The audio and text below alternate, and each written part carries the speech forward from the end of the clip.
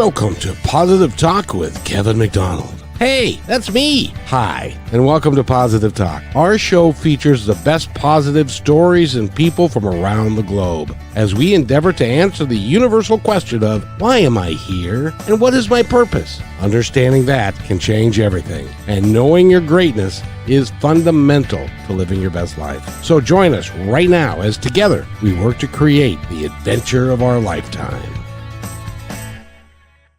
You know, you have no idea how lucky of a human being I get to be.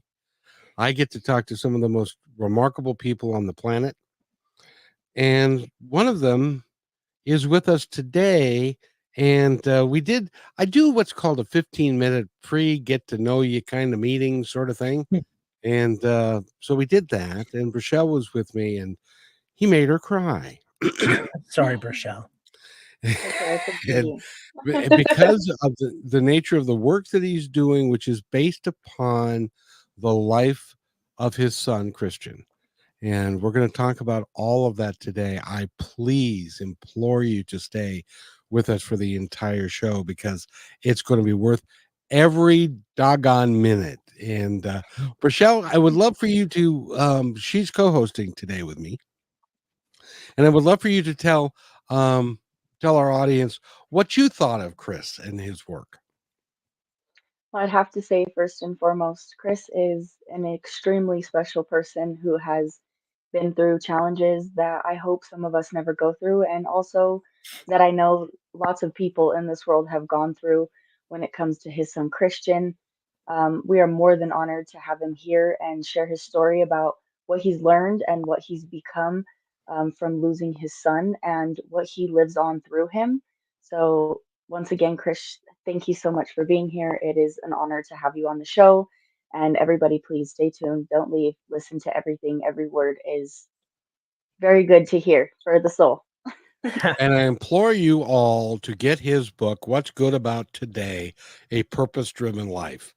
It is Chris, and we're going to tell your story. Well, as a matter of fact, I got an idea. Since you've lived it, why don't you tell us a little bit about yourself and your story? Sure. Well, first, thank you, Rochelle. That was so sweet of you. And Kevin, thank you so much. You're so sweet too.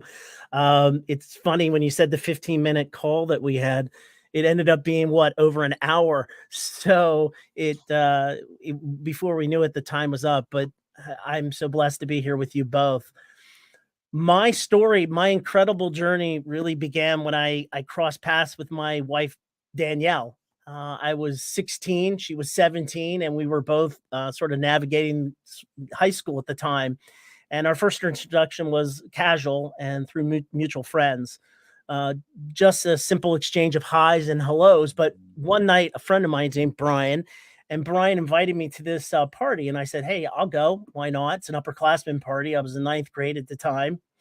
And we decided to make our way up the stairs. And then I passed two girls on the right-hand side. The second girl we met halfway through the stairs. And something changed.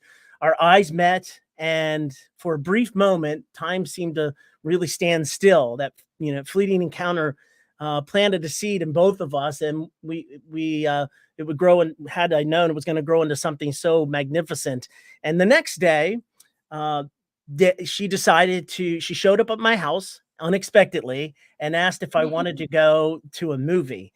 I wasn't home, but she left a message on a paper plate with my younger brother, who was eagerly informed me of this girl driving a white Mercedes, no less, and had come looking for me. I couldn't only think of one Danielle, and she was an upperclassman, popular, stunning, and I couldn't quite wrap my head around why someone like her would be interested in me.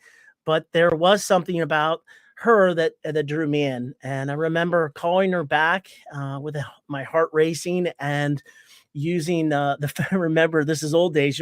Kevin, you and I can relate to this. I went to my father's office to make the call. He had one of those push button phones, and because I needed total silence for this moment. And when she answered, she asked me if I wanted to go to the movies.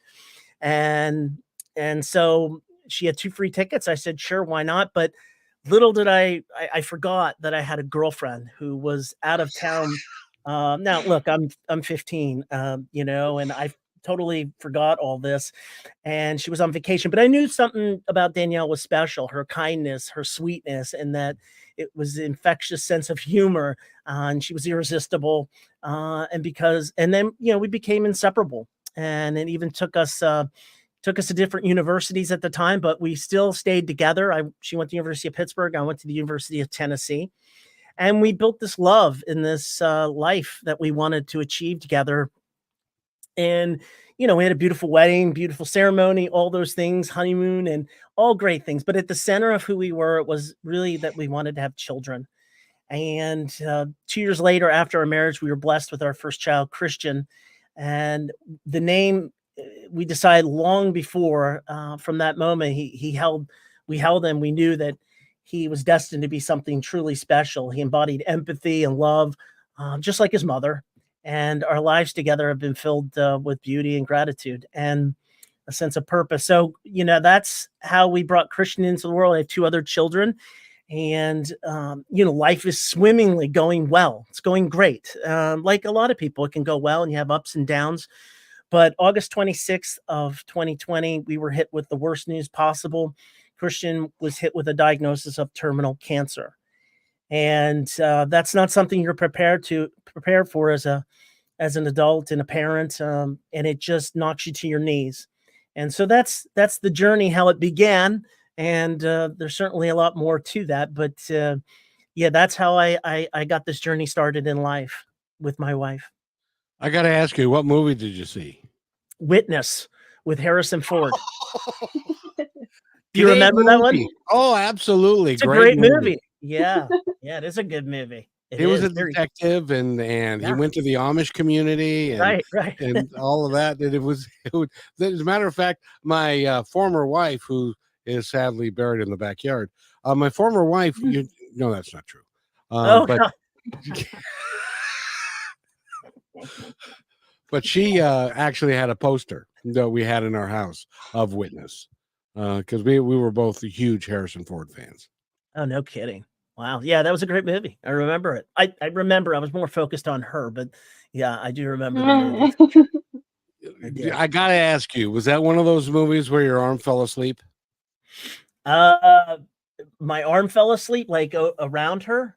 Yeah, you know, have you ever done that Yeah. where you go to a movie and you want to put your arm around the girl, and then Yeah. you don't want to take your arm off, but your arm is now tingling and is falling asleep, but you want to keep it there? And You know, Kevin, that has happened to me. It didn't happen to me that night. I was a real gentleman. I didn't even try to hold her hand. I think I was intimidated by her. I just wanted to be so gentlemanly like. So I didn't do the yawn and put my hand around her as you may have done. But I didn't have the fall asleep arm, but I should have, you know, I should have.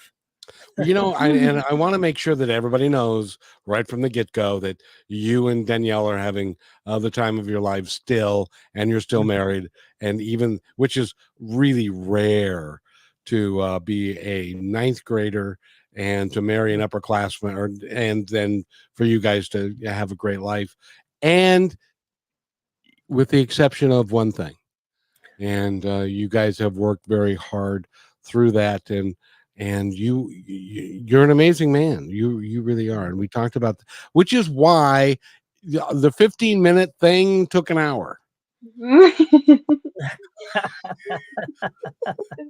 That's true. That's true. It did. It was amazing. It flew by. I remember us saying at the end, I can't believe it. But yeah, yeah, I'm very blessed. I think I told you this before. I'm not the only one in my family. I have two other brothers, four other brothers, but two of them are married to their high school sweethearts, and my daughter is married to her high school sweetheart. And so it must, like we said, it runs in the blood. So not sure what it is, but I Must be think in the water. it must be. But I think at the core is that you find someone that has true kindness and love and has a great sense of humor. And I always tell my kids that's what you're looking for, you know, that true kindness and deep love that someone has. So it's amazing. And I just want to say that you are very lucky in that there's a lot of folks who go through their entire life who never make that connection with an individual, and it's really cool to be able to do that. So Yeah. congratulations, Thank and you. the next time you come on, I would love for her to check in and say hi. I told her about it and she said she will. So I'm Oh, holding her very to it. cool. I'm Oh, holding her to it. very cool. So okay, so 2020 Mhm. was a difficult year for your whole family Mhm. because Christian was diagnosed with, was it stage 4 at that time? Yeah, he was diagnosed with stage 4 cholangiocarcinoma, which in layman's terms is bile duct cancer. It's very rare. It's mostly seen in Southeast Asia, in older populations, not seen really in young adults and young people. Although that seems to be changing in this world, things are growing. But yeah, it's essentially when you get it, it's a death sentence. You know, less than 1% chance of survival rate, even beyond a year or 2 years. So it's a difficult thing to hear. I think when we were going through the process, we were hoping that it was something not going to be like that. You know, there's all kinds of cancers, but we got the worst one and the worst news. And when we got that news, I tell you this, it was during COVID, August 26th. Christian and I won't go through the details of the blood test and CT scans. We didn't know for sure, but when we showed up at Hillman Cancer Institute, which is the top cancer institute here in Pittsburgh, we walked into that room and I never forget these moments. I try to forget them because they're difficult, but they're important to talk about. When I walked into the room, it was Christian and myself, and I remember saying to Christian, "Everything's going to be fine. We'll be back to our normal selves and our lives, and this perfect thing that's laid out." Walked in. What walked in next was 5 doctors in lab coats with the mask, and I couldn't see but their eyes. But I read their eyes. I could see on their face that they were about to deliver the worst news you could ever imagine, and they did. They told Christian he had stage 4 cholangiocarcinoma, that it was terminal, and of course, as a father, your knees start to buckle at that point. I remember fading into black and starting to fall, but Christian, his first of so many different superheroes along this journey, just put his hands on me, looked me deep in my eyes, and he told me, "Dad, I'm gonna be okay. You don't need to worry. Everything's gonna be fine." And I sat down and, of course, at that moment, I had to still go home and tell his mother. I had to tell his brother and sister. And, that journey home was a difficult journey for Christian and I. But you know what? He wasn't upset. He was still full of joy. He was still full of purpose and love. And when we got home, as parents, we were so sad. We told him, "Christian, we're so sorry that you have this disease. We're so sorry. We wish we could take it from you. I take it from you in a millisecond." And but he said, "No, no, I wouldn't want you. I wouldn't want anyone else to have this. This is my burden to take. And I will take this burden." And since that moment, he never, I tell you this, Kevin and Rochelle, he never once complained. One time, from the moment he was diagnosed to the moment he took his last breath with us surrounding him here at home, did he ever say, "Why is me?" Never. He did the opposite, which is the title of the book, What's Good About Today, because Christian, when we were crying, would say, "What's good about today?" And he would say this because he wanted to remind us of the beauty, the awe, the joys you can find in every single moment of every single day. And he had some difficult days. I mean, we all did. But he never lost the power of being positive and the power of sharing joy, and it was just extraordinary. And it's I don't know how many people have it. I don't think I have that capability at all. I like to think I could, but I really don't. He just was extraordinary. So we celebrate his that mantra with as many people as we can because it's so powerful. Rochelle? I'm speechless every time I hear you talk, and I can just feel you. I can feel Christian, and it's it really makes you sit back and look at yourself and think, well, if it all ended tomorrow, how am I going to live today? And how can I be present in these moments and realize what I have and not take it for granted and make somebody smile rather than break somebody down. And since I met you, Chris, I've it's all in here and now it's sitting in here, and I carry it with me every day, everywhere I go. I just try to be the best of myself and not make those excuses because you never know what's next. Yeah, you're You right. know, Chris, Amen. I was thinking about it, and since our interview, Mhm. and I was thinking about how, because I'm a father as well, Mhm. and how would I handle it, and how would my kids handle it? And I got to tell you, a 20-year-old guy who, by the way, was propping dad up when you got the diagnosis. Yeah. The dad, and he was yours. He was a 20-year-old kid who had just been told he was not going to live to be 30. Yeah. And he was giving his dad support to Yeah. keep you from falling over. That is, I can't think of a boy, was he something. Yeah, I wish you'd have met him. You would have been enthralled by him. He was, just amazing, and it's just one of the many moments that Christian decided that he had a choice, right? He wanted to live with purpose to the very end and embrace each single day with positive intentions.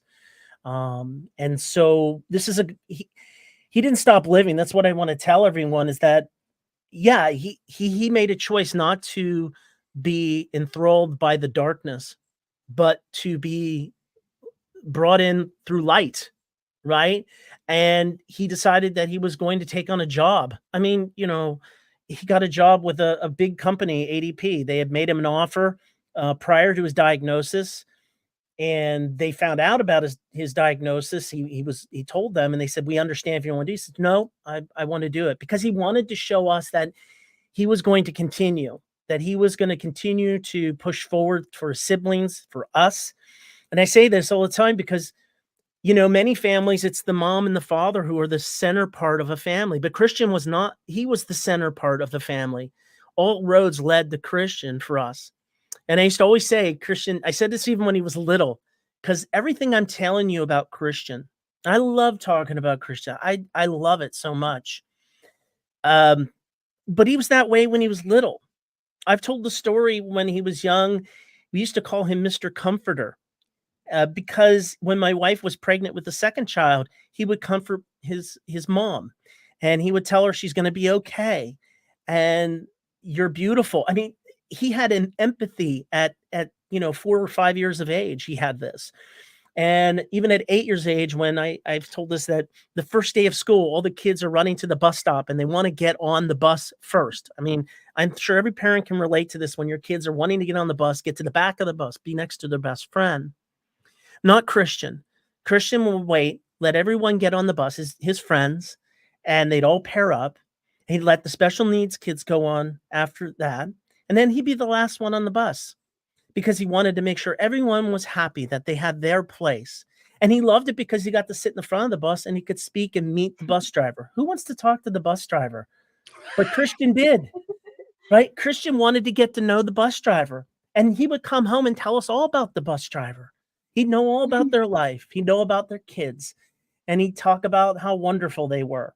And it's just extraordinary. Again, there's story after story. I have been contacted by substitute teachers who knew Christian when he was in high school, and they would come into this environment of high school and they'd be scared and they didn't know what to do. And Christian he wanted to make sure those substitute teachers felt good.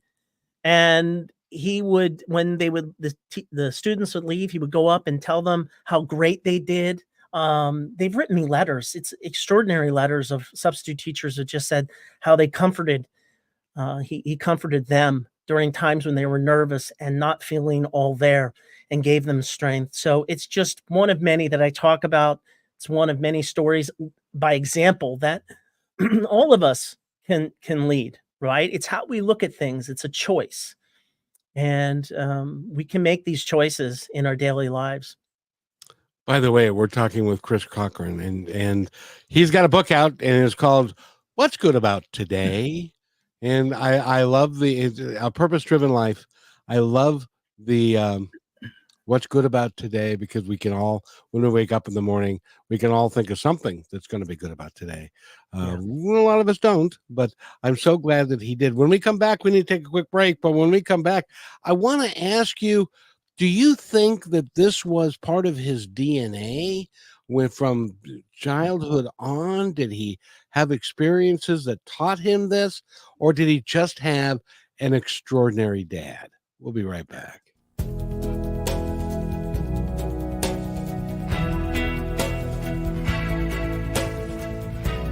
They have your eyes. They have your ears. They have your smile. Now all they need is a little more of your time.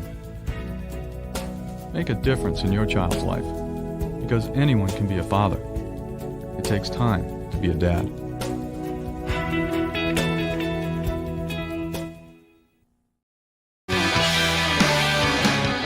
And welcome back to Positive Talk with Kevin McDonald and Rochelle. She's with us today, and it's so nice to have you here, my friend.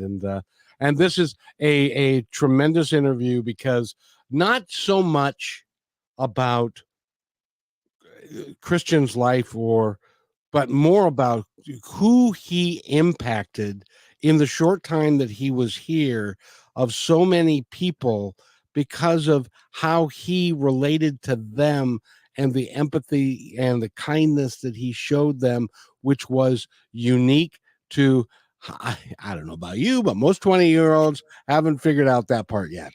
It takes them a bit longer than that. But Chris, was this something that he was born with? Was he always this way, or did he kind of grow into it? What was his early childhood like? Yeah, great question.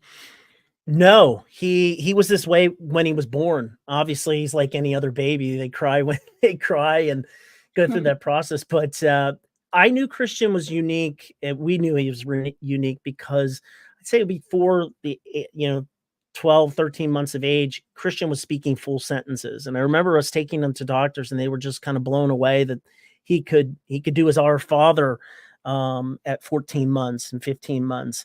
He just had this fluidity in his language and could talk, but all that's extraordinary in itself. But what we did notice early on was the empathy piece, right? The ability to understand the pain that someone was going through. I think at its core, what we noticed from Christian was that he could witness someone who was in pain. He could go to those people who were in pain, and he could bring them comfort. And he did it without any judgment. That's it's an extraordinary thing when you meet another person. And I tell you, there's not many that I've ever met in my life. Honestly, I don't think I have. Christian's probably one of the few where they truly are full of no judgment. It's not something you see, where he never judged anyone. And he would correct me. I remember even Christian couldn't even put down cancer. Remember his mother, there's all kinds of slogans, these slogans out there, bad things about cancer. And Christian said, no, I don't want to badmouth cancer because it's a worthy adversary, he would say. And he just looked at things in a very different light, that it was not a bad thing. So I think, to answer your question, he was that way as a young boy, as a young teenager. He just showed great empathy and understanding for his fellow man, and he was so inclusive of all. And that's come to witness. I knew these things, but obviously, when he's passed, you start to get letters after letters. We have hundreds and hundreds of letters. We still get letters to this day, and there may be people who just met Christian for 5 minutes, and he's changed their lives. So I know that I'll never know the full extent of these things, probably until I'm after and gone. But I am bearing witness to the things that have keep coming into our family, even after Christian's been gone now 3 years, since September 1st of 2021. Did it surprise you with the outpouring? I know that he was prized in your family and with his siblings, and and with your wife and you, and I'm sure your immediate family. But the outpouring of grief and people reaching out to you was significant after he passed. Did that surprise you?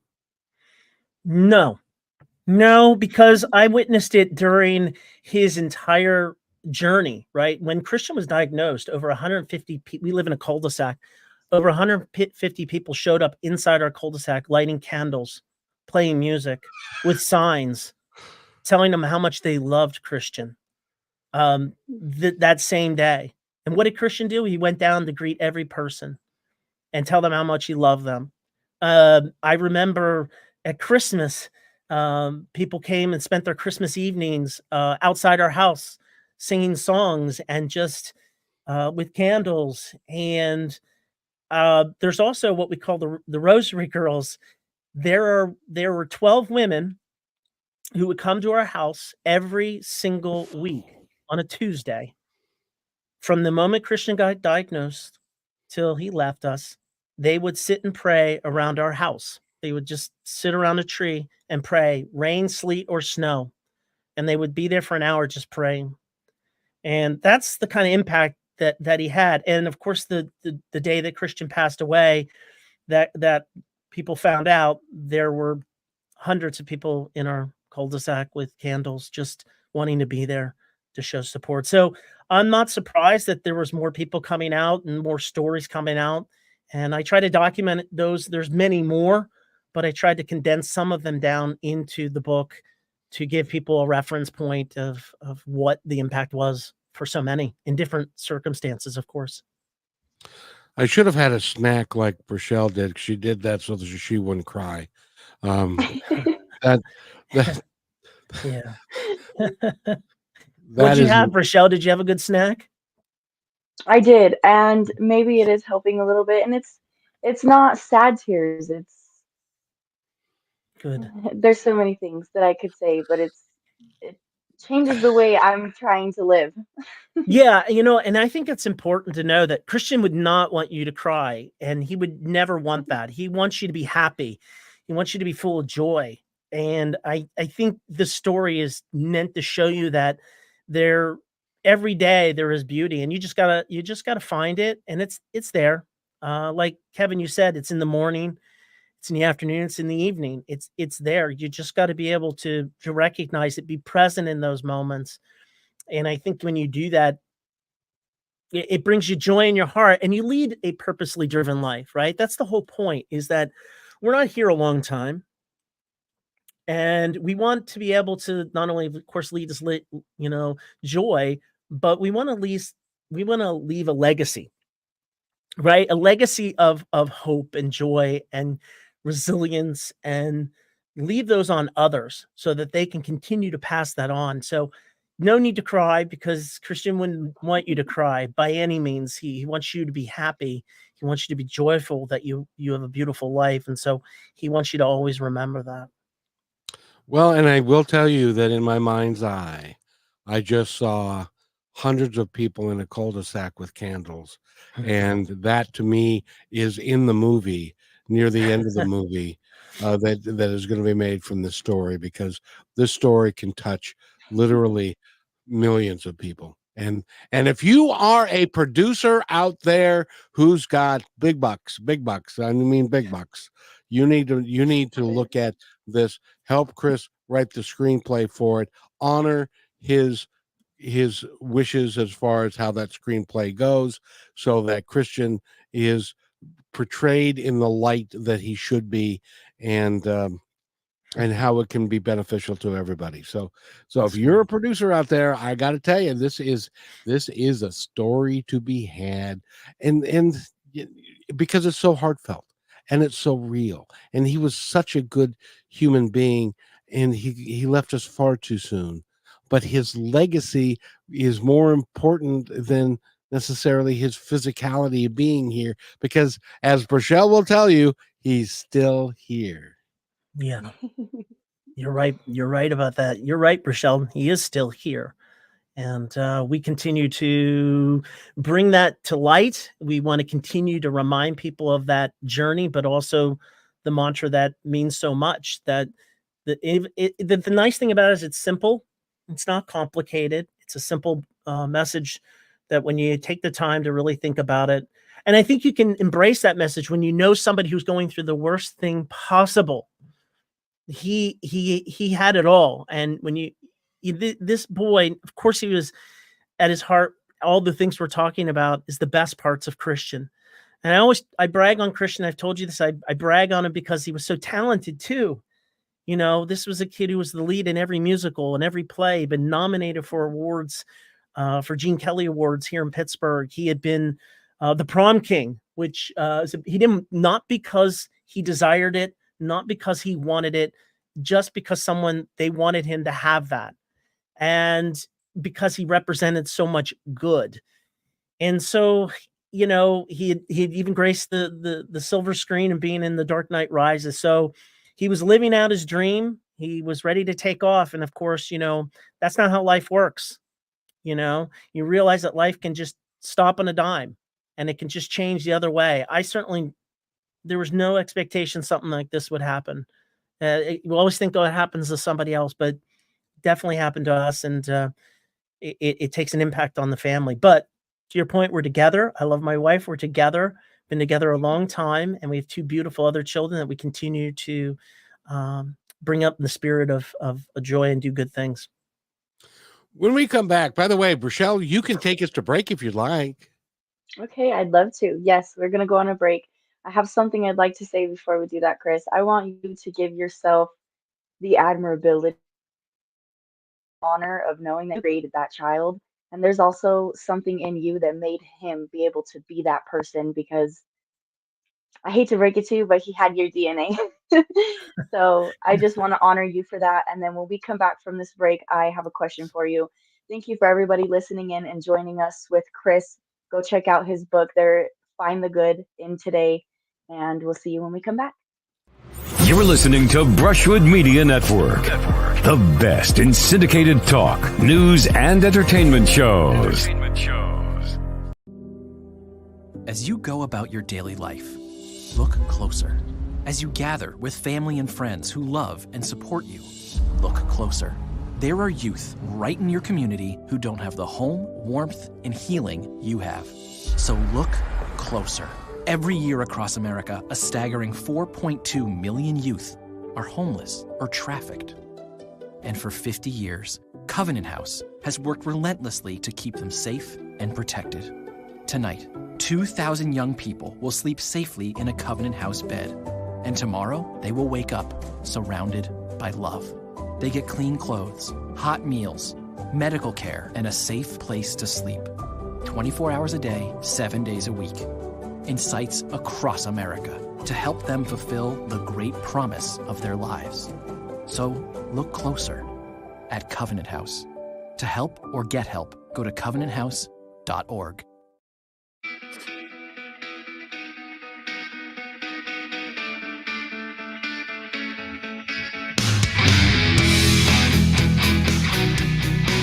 And welcome back to Positive Talk with Kevin McDonald. I had to play that to lighten the mood just a little bit because it deserves to be lightened, because Christian deserves to be celebrated as the individual and the man that he was, for such a short period of time. And Rochelle's got something to say, and then I've got a movie script idea for you when she's done with that. So Rochelle, go ahead. I can't wait to hear it. That'd be great.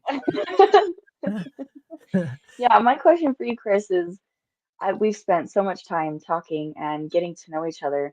And throughout this beautiful 20 years that you got with your son, what was one memory that you have that sticks with you that you could say, like, uplifted you to be like, this is my son? Just a memory that you have with him that was one of your favorites. Well, there's so many. Certainly during pre-cancer, of course, Christian was, I like to make the point, Christian was a little bit of a goofball, right? He had fun. He was a jokester, not at the expense of others, but certainly a way to bring something out of others. There are stories, I've got 2 of them, and I know one, at a time when Christian was in high school, he always wanted to bring joy to his students. He wanted to make them laugh. And I remember he concocted this idea, they filmed it too, where he had students surrounding him and another person as if there was some sort of fight going on. That was back when people were videotaping fights and things like that. But Christian had a twist on things. So what he did is he had every packs of people, 5, 6 deep, surrounding him. And of course, there's crowds are cheering as if there's something happening, a fight. But as the teachers came in, Christian and this guy was playing chess. And Christian had just made a chess move and everybody went crazy. Now, it seems goofy. It is a stupid thing, but it brought this sense of just unusual joy, right? You expected one thing and Christian could turn it into something completely different. And I thought that was incredible. I've told this story before, but 3 months before Christian had passed away, Christian and I would go on walks. And I'll never forget, we're going on this walk. As towards the latter part, we didn't go on long walks. But I remember saying to him, I said, Christian, do you remember, do you have any regrets in this life? Do you have anything of enlightenment that you can share with me in this life? Because he knew he was going to go. And he said, without any hesitation, he said, yeah, I did too much homework. And it struck me again, it's the humor of Christian. And of course, I chuckled, but then I said, truly, Christian, tell me, what was your real regret? It couldn't have been that. He says, nope, Dad, it was truly the only regret. Without hesitation, he was like, yes, that was my only hesitation. So Christian had a way to bring life back into perspective, whether he spoke, whenever he spoke. And this was just one example of many throughout his journey that we had together. So those are two things that kind of stick out with me. There's lots of humorous things as a family that we've gone through, but they just immediately pop in my mind because it is his sense of humor, his way of bringing levity to everything. And I love that about him. And I still try to bring sense of humor because laughing is important. It's really important. Okay. Are you ready? Are you ready for this? Yeah. Okay. I'm ready. The scene opens. And first of all, in the pre-thing, you've got the sky, you've got clouds, you've got real heavenly style music. And then the scene opens and you have this wonderfully intelligent, beautiful soul that is there with several other souls. And they're saying, well, and they're looking down at the world and they're saying, boy, are they excuse the expression, in a poop show down there. We really need to bring some light to this world. And so we need to have one of us go down and act like we can do it, and there can be a better way to be. And that what's good about today becomes a book and it becomes his life. And so the scene opens with him getting to pick his mom and dad. And so he sees you first and you're walking up the stairs and you maybe trip or whatever, you're ninth grade or whatever. And then this beautiful girl comes walking down the stairs and Christian says, they're my parents. Those are the two that I want to be born to. And they say, all right, fine, we'll make that happen. And then that happens. You guys get married. You have him as the oldest, and that leads to the totality of his life. And it ends with him passing away and hundreds of people in the cul-de-sac and in the church, and with some really uplifting things that everybody is saying about now that he gave them an example of what life could be, even though it was going to be short. He gave them that example. And so now his ideals become a movement, and it begins to take over the world, and kindness becomes a thing again, and empathy and taking care of each other and all of those things. What do you think? I love it. Let's do it. Christian, what do you think, Christian? Is Kevin on to something? I think so. I think you are. I'm in. I'm in. I'm in for anything that celebrates joy and brings Christian to light. I love, I love it. I love it, Kevin. You're the producer. Let's go. I would love to produce it. If somebody wants to give me enough money to be able to produce that, Right. It's about money. I know. sadly, that's the way it works. But I know. I know. Chris and I will write the screenplay, and Brachelle can talk to it from Christian's point of view. What do you think, Brachelle? Do you get any thoughts from Christian about that? Yeah, I honestly see it all, and I would love to be in the movie. Like, just I'll be an actress too, anything is possible. Um, Yeah, I that sounds think good. mostly it's You can play Christian's girlfriend Rachel. So there you go. yeah, wonderful. See? And I think being able to just connect to the energy, like here we're away from each other, but we're all together, and it feels like I can feel everybody listening and kind of thinking, and Christians like, yeah, come on, like speak about these things, spread the word, let people know how you can choose to be rather than just how you feel. Because I couldn't imagine all the things Christian felt. I know that he had those things still in him that were human, right? Like we feel Mhm. things and we have these thoughts, but the way he was able to portray himself and change the world through controlling what he did with those thoughts and what he did with those emotions and what he turned it into. I've learned that just recently in my life about finding the positive, finding the light in things, because Mhm. it's easy. It's easier to just be negative, but it also is so much of a waste of energy. And I know Christian knows that, and he lives it on through you. So it's just Yeah. beautiful. There's such an impact even now, and will continue for the rest of time because I know that I will continue to share your story about you and your son. And it just makes me think about my future. How's that going to go? What is it going to be like when I have that child? And I'd have to say too, I give so much grace to your wife because when you are pregnant with a child, and you are creating that life, the space that you are in is what allows that child to be who they become. Mm. So I'm so I feel excited to meet her. she'll be excited to meet you. And everything you said is so right on, Brachelle. It's true. Yeah, absolutely. I think, one of the things I love to share is that one of the things I've come to understand the profound impact that Christian had is, and anybody can do this, is moments of pause, right? I don't think I remember, previously the pre-cancer Chris at all. I never seemed to pause for anything. It just seemed like you're always on this whirlwind, right? We're always on this whirlwind. Every human's on this whirlwind. But I think pausing allowed me to meet life with grace, and see beyond pain, find gratitude in the present. And I really do think the act of pausing that Christian used to do is becoming a valuable gift, and offering you space to breathe, feel deeply, and connect really with the essence of others and yourself and how you react.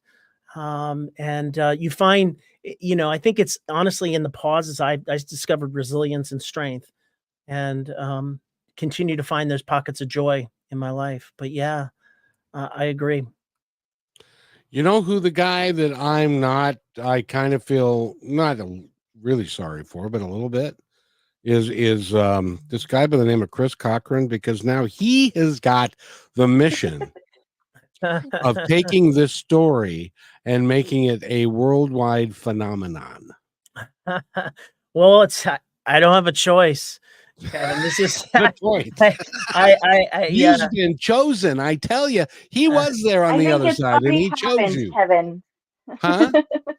I think it's already happened, and it is right now. It will continue to. It's not something that is a moment of time. It's a continuous moment of time. Um, Now Yeah. everybody gets to live on and remember this. Yeah, that's true. Yeah, and you want to be remembered. I want Christian to always be remembered. I think a lot of parents fear, the big fears you have sometimes, and you lose a child, you just don't want them to be forgotten. So it drives me. I hear Christian all the time. I'm very close to Christian, always was very close to Christian. It's not as if I got close to Christian now. We've always been very tight and great friends. He was my best friend, as my wife is too. But Christian was just, someone I could go to. It's amazing that I look back on things and I'd have a tough day. I'd have these awful moments, stupid things by the things I've lived through now, and I'd always say to Christian, I'm like, it's just he would be the one that would ask me about my day, and he would say, Dad, what'd you do today? And I would tell him, and I'd say, they said, don't worry about that stuff. He's like, it's gonna be fine. Everything works out. You'll do well.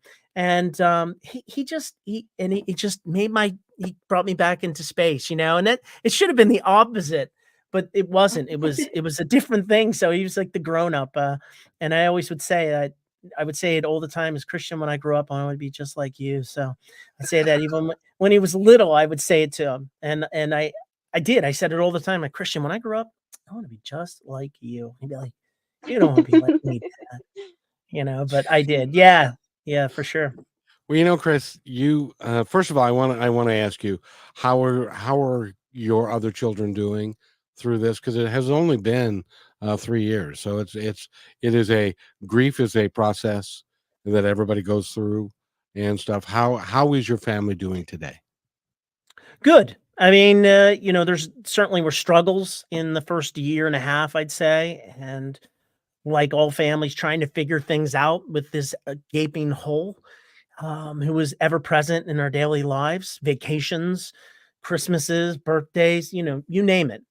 But not to mention, I mean, Christian passed away on his sister's birthday, Kate, on September 1st, which I wasn't surprised by at all. I kind of knew that was coming.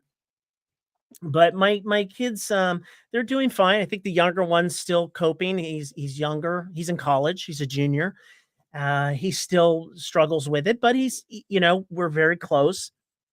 And his sister was only 15 months from Christian, so they were best friends. They all went to the same college, and only an hour and 15 minutes away from us, because we like to have our kids close. But yeah, yeah, they're doing good. My daughter's flourishing. She's married to a naval officer who's serving overseas right now, on the USS Cole as an officer. But yeah, we're doing good. We communicate. That's the thing. Every family, like you said, Kevin, goes through grief differently. And statistically, families who go through these things, marriages break up. There's all kinds of messes that come along with that. A lot, even worse than that. But for my wife and I, kudos to my wife, we wanted to keep it together. We knew everything that was most important was this family. We had just suffered the worst thing possible. With the last thing we could have happen was this. And it was important to stay loving, comforting, and comfort one another. Listen, I mean, that's a big issue, right? Because you want to exert all your grief, but it's really important to listen to the other person and take that in and be able to give back to them the love that they need and support. And that still continues today, by the way. That's not, it's still a continual thing. And we continue to do it. You just have to do it. That's another book, by the way. Yeah. Just thought I'd mention that. Oh my Lord, I'm so worn out from the first. I don't know how it's possible. Well, and you got a screenplay coming too, so you've got a lot of work is coming. Rochelle? I'm truly just in awe, Chris. I could sit and talk to you and feel Christian living through you for hours, days, weeks, months, only because it kind of brings you back down to zero. It's humbling. It is very humbling. I've met some incredible new people lately, and I've had those moments where it's like, you just, everything kind of stops, and you make that eye contact, or you hear that one thing, or you say that one thing, and then you're like, whoa, like, this is real, and I'm alive. I'm here. I'm living it. And just to feel everybody that's on the other side that is so supportive. I want to thank you for bringing yourself into my world and being on our show and spreading this message, because your son is now an angel to me and to the one and only Kevin McDonald.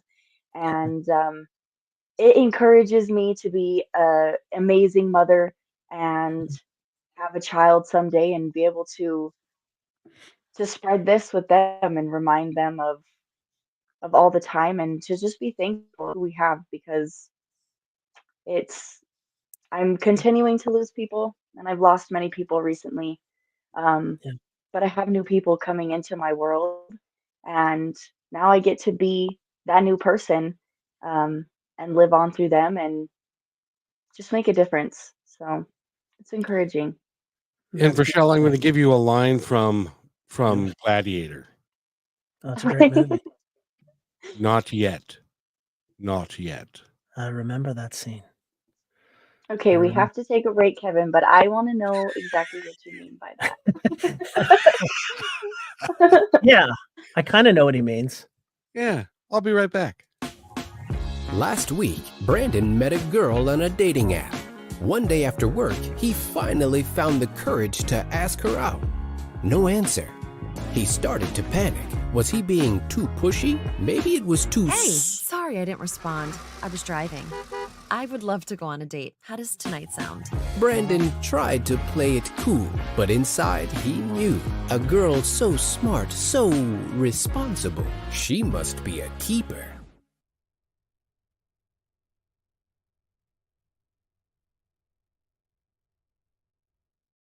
And welcome back to Positive Talk with Kevin. I got to tell you, Michelle, you came from the wrong era. See, Chris and I came. He's a bit younger than me, but movies like that we remember. And the scene that I'm talking about. Gladiator, don't hate on me. I don't know. Do you know who the actor was, Kevin, who did that line? I forget what his name is. Oh, it was a black gentleman, and yeah, I don't know what his name was though. I'm trying to remember. I probably couldn't pronounce it even if I knew it. But what he, in the reference to that, what he was saying was, "I will see you in the afterlife, but not yet, not yet." How I'm referring it to you is, you're going to have a baby, but not yet, not yet. It all true. comes in beautiful time. It'll come at the right time. It'll come at the right time. I mean, when we had Christian, I remember I couldn't rub two nickels together. So, we were like, oh, we don't have any money. How are we going to have a baby? It's like, no, there's never a right time. Let's just go ahead and do that. So there's never the right time. Yeah. It just happens. Well, one thing I love you live on through, Chris, is you can choose the right person. And I love that you've taught your children that and that you've showed that example. For anybody young who's listening, do not rush your life. You're not running out of time. You're supposed to be in every moment that you're in. And people will come and people will go, but the people who stay are the ones who are supposed to be there. And you never know what will happen. So just be thankful. Just enjoy the time. It's not so serious. Yeah, you know what? That's actually a line in the book. Christians say, "Don't take life so seriously." That's actually in the book. That's true. And I think another important part, my wife reminds me of this, is that my children, your children, they're looking at you. They're always looking at you. They're always looking for examples. And that's not lost on me because it's how you treat your parents. It's how you treat your friends that your kids will see those things. And that has always stuck with me. My parents, very loving. And, but when my parents got old and they got to that point where things that happens to everybody, was that I wanted to take the approach that I was going to take care of them. And I wanted to be there for them. And I know my kids saw that. I know they witnessed, and I was cognizant of that. I wanted them to see that, maybe because I wanted them to take care of me, but now that I think about it, but ultimately it's, they see that, and it's an important value, that you take care of others and show empathy for others. The more we suffer for others, I think it actually is important. Brings us closer to God in many ways. One of the things that we talk about here is the 7-generation rule, which if you've got dysfunction in your family, it can go down from generation to generation until somebody fixes it. But likewise, there can be a 7-generation rule of good things. of Mhm. good families, because your parents should be celebrated for, number one, the fact that all of your siblings, or most of them anyway, fell in love with somebody and stayed with them for the rest of their lives so far. That's And true. All in the same town. That's crazy. On the that, same street, some of them. Crazy. that is so cool. And Yeah. um, but I know Brichelle does, and I wish you the absolute best. You're going to be on the show again because your story is so important. He was so wise for his years. Um, I think honestly, I think he knew that he wasn't going to be here forever, Yeah. and that he really wanted to make that impact, and he wanted to leave his legacy, which he has done, but it's not near done yet. Mhm. It's got a lot more life, a lot more things left in it, including the book, What's Good About Today? A Purpose Driven Life. The author is Chris Cochran. Go to his website, which is ChrisOCochranSpeaks.com. Is that right? ChrisCochranSpeaks.com. Yep. Or ChristianCochran.org, which is all about the Oh, legacy fund and things we do for those who are less privileged. Christian set that up prior to his passing. He wanted us to set up a foundation to support those who were in need. So we support inner city schools. We give out scholarships. That's a whole nother show. But yeah, it's a wonderful foundation that Christian wanted us to set up prior to his passing and make sure we did good things for others, pass on that joy. do you recognize how unusual a 20-year-old kid normally you would be really upset that you're not going to live and all that, but he was, even when he was dying, he was thinking of other people. Oh yeah. I mean, even at the last, in the last couple of weeks of his life, he was thinking of others. He would always think of others. I remember, and again, I always want to leave on a positive note, but he always told me, he's like, Dad, you have two other beautiful children. I mean, this is my son talking to me a couple of weeks prior, but just saying, Dad, you have two beautiful other children to take care of. It's something a grown up would say, but these are the kind of things he left a legacy. And a month prior, knowing how close we were getting, his body was breaking down. He said, "Let's set up something, Dad, so when I'm gone, that we can help others who are in need."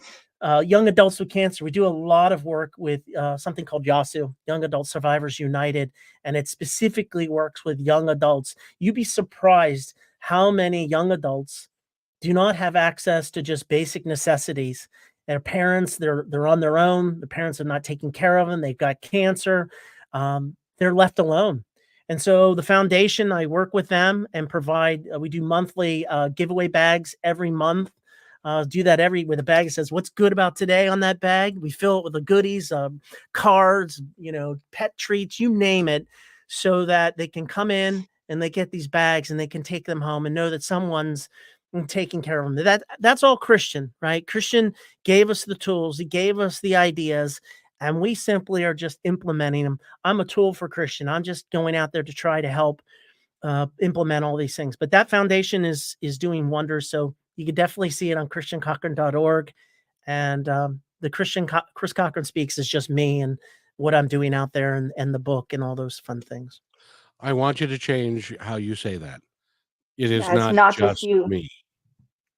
It is, you are special, young man. Thank you. And What congratulations for creating such an imperative and beautiful soul, because nothing can take that away. That is something to be proud of. Thank you.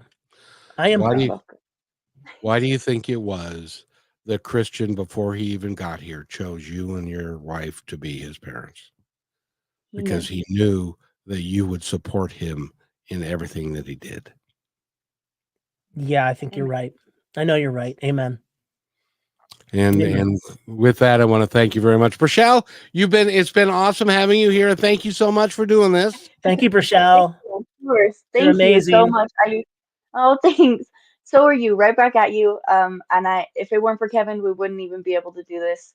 Love So you, I'm very Kevin. thankful for that.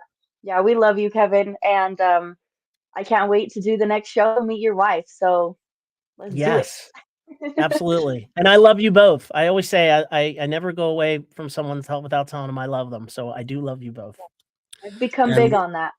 and we Good. and we love you, and we love Christian, and his spirit is going to be involved with us for a very long time. I hope so.